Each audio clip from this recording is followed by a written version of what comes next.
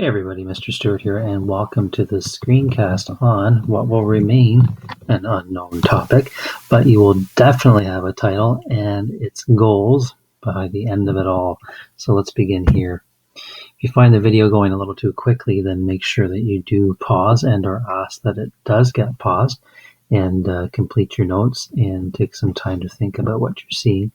So remember that we have been graphing lines and writing equations of lines for those that are in the form. I'm just going to highlight this here, that are in this form here, kind of a y equals mx plus b form. Okay, so remember that this particular form has a slope and y-intercept. So in this case, as you can see, and even in the graph, the slope is minus 2/3. So that is down 2 from the y-intercept. And why not? I'll draw that in here. So from the y-intercept, it's down 2 for a run of 3 units. So something else I want you to consider for now is the following is, let's say that a student has a belief that this equation, 2x plus 3y equals 6, explains the same line or is the equation for that line. So at this point in time, just for yourself, I want you to think on your own, do you agree, disagree, and why? Or are you unsure? So take a moment, pause the video, give it some thought.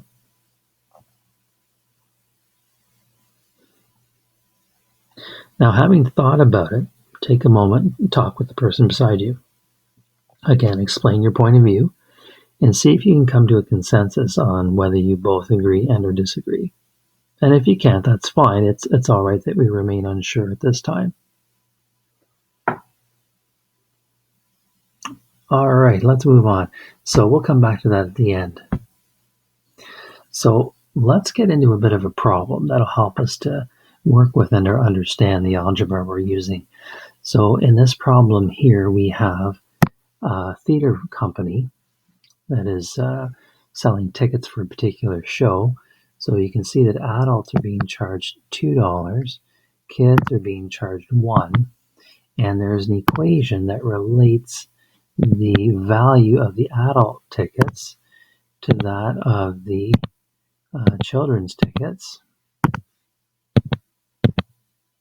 and that gives you the total revenue R.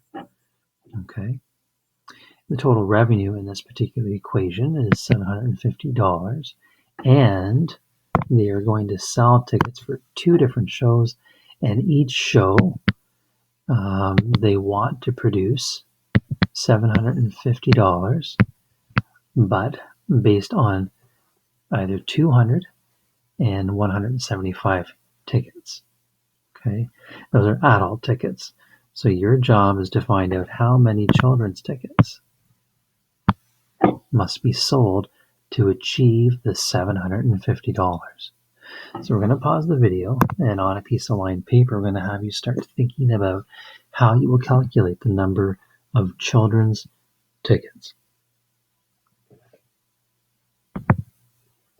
So now that you've given that a go, let's have a look and see what you might have done. So you can see here, you would have substituted 200 in for the number of adult tickets, or X, and doubled that, making 400. Using your equation solving skills, I believe you might have minused or subtracted 400 from each side so that you're able to produce or solve for the value of Y.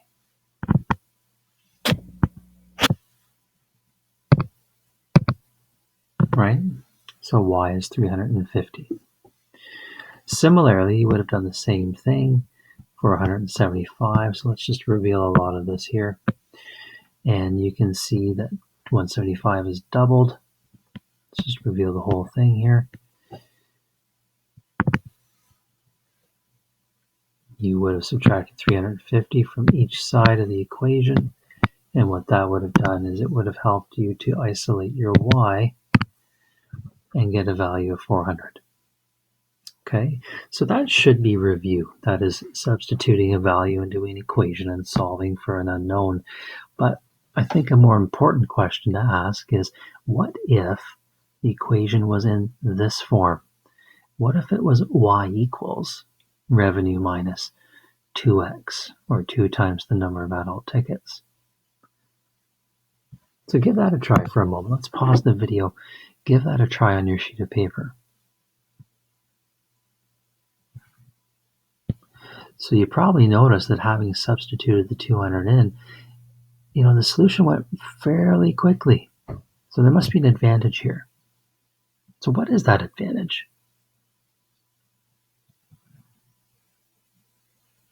Well, the equation's already in a form that allows you to solve for the number of children's tickets.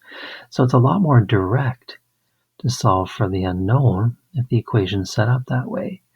So the way that it's been set up, okay, this is referred to as, and we've been using it all along, this is the slope-intercept form of the equation.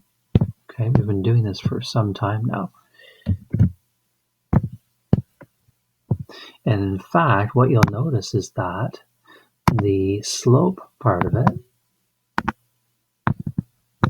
that's the -2, and then the intercept is the revenue, or R. Okay, so let's compare that back to the initial form. So in the problem, you can see it here. I'm just going to erase the highlighting around it. So this one here. So notice that the equation there is in a different form. This is in a form of what we call the standard form of the equation. Okay, so the x and y terms are both on one side, and then the constant, the number, the term without a variable, is isolated to another side. So in order for us to gain some expertise in switching from one form to another, as this problem really, we would have been benefited by having solved for the y first. So let's go through and have a look at a couple of examples. So here's one where we're going to convert from the slope-intercept form, which is here, and we're going to convert that over to the standard form. Okay, so notice that right now we happen to have a fraction in our equation. And that's something that we're going to take note of with the standard form, and that's the following. So with the standard form, two things. So one, we can't have any fractions. And then secondly, the x term right here, the x term, or this ax, has to have a positive coefficient. Okay? Notice that over here, we have a -3x.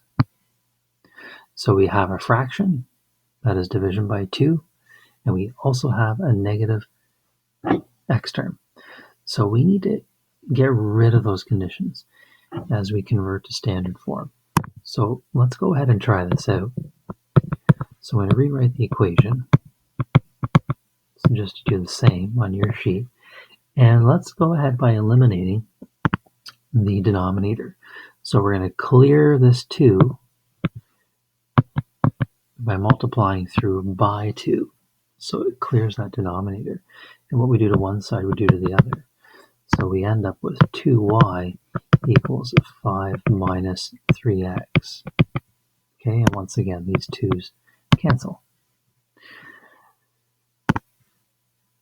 Now the only other thing that we need to do again is to confirm and or to get the x term with the positive coefficient. So it would be great if we could have the x and y terms together.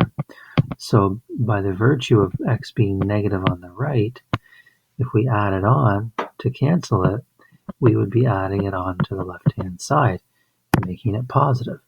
So therefore, we have 3x plus 2y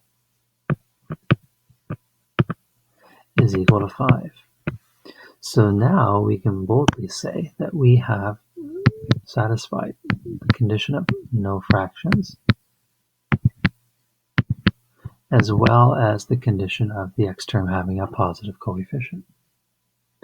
Well, let's do one more. Let's go the other way. So this time we're going to convert from the standard to the sloped-intercept form. So notice where all of the parts, if you want to call them that, or terms happen to be. So y is by itself here on the left-hand side. And then the x term, along with the y-intercept, are both on the right-hand side. So let's get this started here.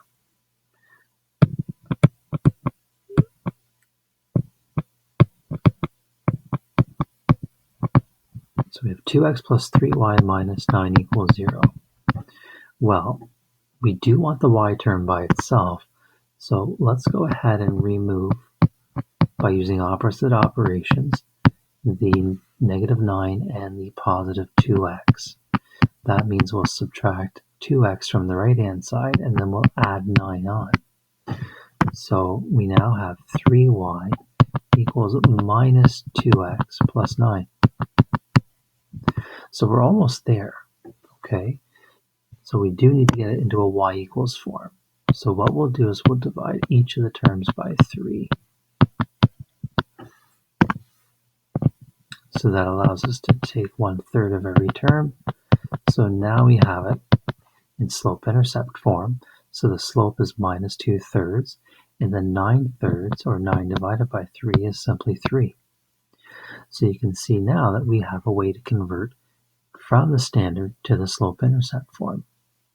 And it just so happens to be that this equation here, take a good look at this one here, it looks a whole lot like the introductory problem, doesn't it? Okay, except this one has a +2 as opposed to a +3. So based on that evidence, I'm wondering if you would take a moment to see if you continue to agree, or if you continue to disagree, or if you continue to be unsure about whether or not these equations here happen to be the same line. They're just a different form, but describing the same line.